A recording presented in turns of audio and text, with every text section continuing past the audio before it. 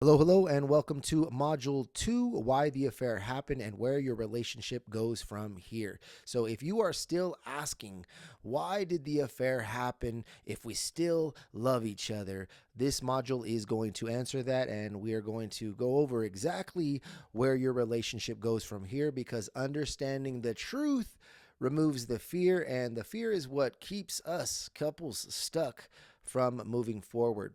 And so, when we get into the why, we realize that it is about identity. Many of the times, it is about the way we feel, the way we think, and who we are. Because affairs don't happen because a relationship is broken, they happen because an identity is broken. Until that identity is repaired, no promise or apology can create lasting safety. Okay. And so, why the affair really happened? Most people point to surface level reasons like loneliness, disconnection, lack of appreciation, but cheating is driven by internal avoidance, emotional escape, and identity collapse, not the partner. So, let's pick that apart one by one here. So, internal avoidance, what was I avoiding on the inside? What emotion, what conversation, what issue was I avoiding? What problem was I avoiding?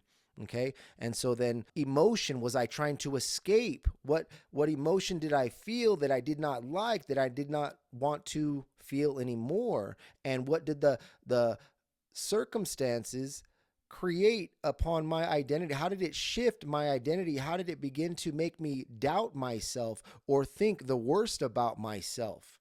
Is what happens a lot of the time. So we feel a certain way, we want to escape it because we begin thinking and feeling even deeper about ourselves, which causes the identity dysregulation. Okay, so before the affair, there may have been low self worth, emotional suppression, avoidance, and insecurity.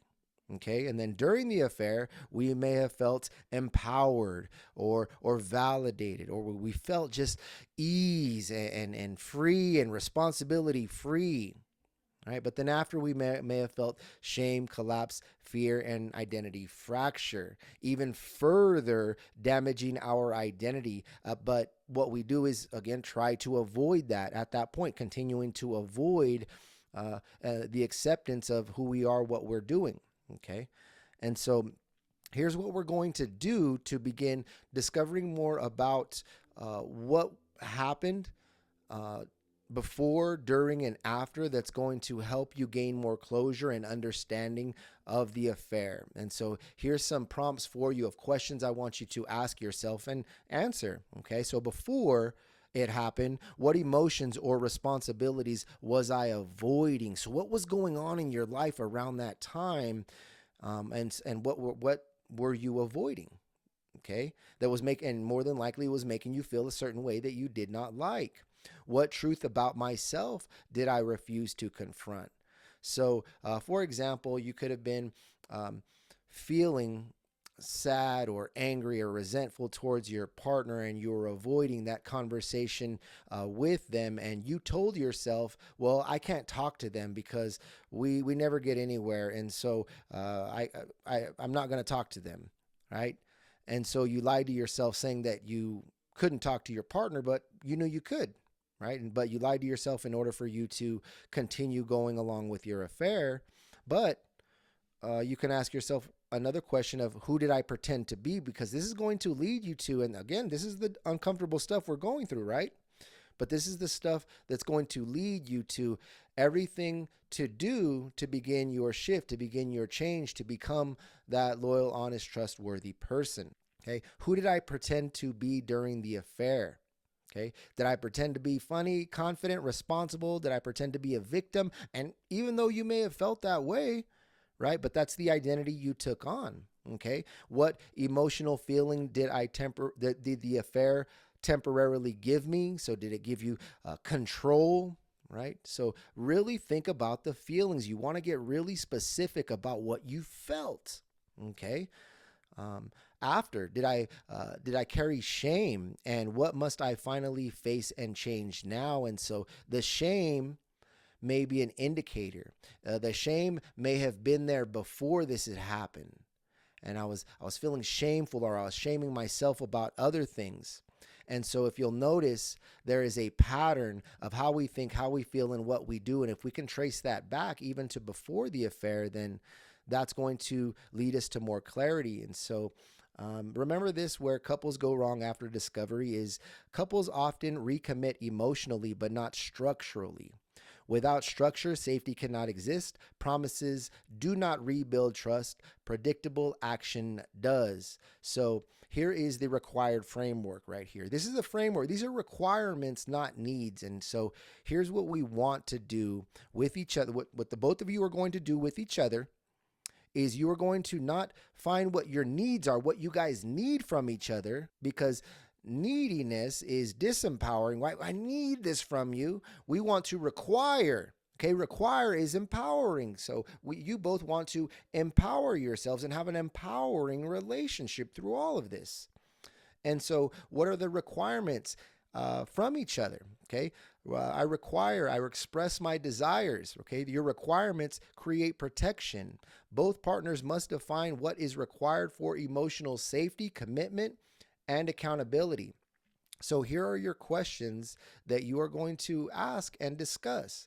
What do I require to feel emotionally safe now? What do I commit to doing to meet your requirements? What I will no longer tolerate? What accountability looks like? So you guys can sit down and ask these questions to each other. Or you can simply say, what do you require from me? What do I require from you? And let's get together and discuss how to meet these requirements, because that is one of the biggest mistakes that couples make is they say, I require this from you, but we don't say how. We don't go into the specific details of how. And so what we want to do is regroup, ask these questions right here, and find out exactly what you both require. Make it simple, make it specific, and get on the same page of understanding exactly how to meet your partner's requirements. Okay, so this is going to be a part of the exercise for today. Remember this, the older relationship is gone, and the new one must be consciously rebuilt with truth, boundaries, consistency, and identity transformation. So we are recommitting at all levels. So the truth of this is we do require recommitting to the deepest degree if we are going to move forward. And so here's the part of it right here. Here's the truth about the moving forward process is if the unfaithful partner does not change the identity, the relationship becomes a ticking clock.